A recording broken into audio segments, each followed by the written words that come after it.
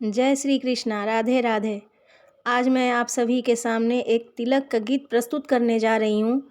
अगर मेरी प्रस्तुति अच्छी लगे तो प्लीज़ आप लोग कमेंट करें और लाइक शेयर सब्सक्राइब ज़रूर करें।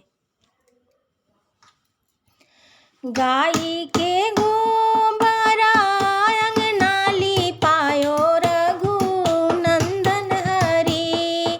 गाई के गोबरा अंगना लिपायो रघुनंदन हरि। ताही चौके बैठे ले कौन पापा के बेटा रघुनंदन हरि। ताही चौके बैठे ले कौन पापा के बेटा रघुनंदन हरि। मोतियानी अंजूरी भरायो सुना हो रघुनंदन हरि। मोतियानी अंजूरी भरायो सुना हो रघुनंदन हरि। गाई के गोबरा अंगना लिपायो रघुनंदन हरि।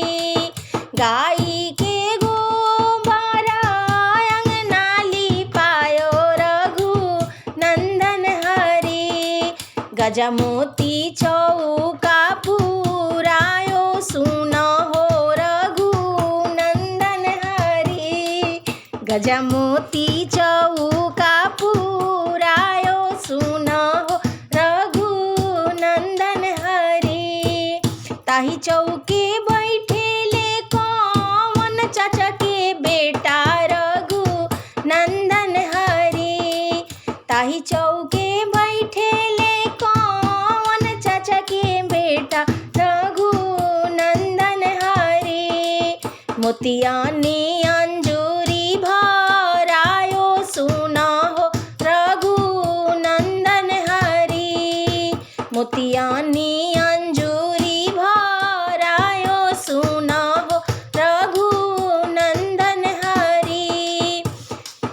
गाई के गोबरा अंगना लिपायो रघुनंदन हरि। गाई के गोबरा अंगना लिपायो रघुनंदन हरि।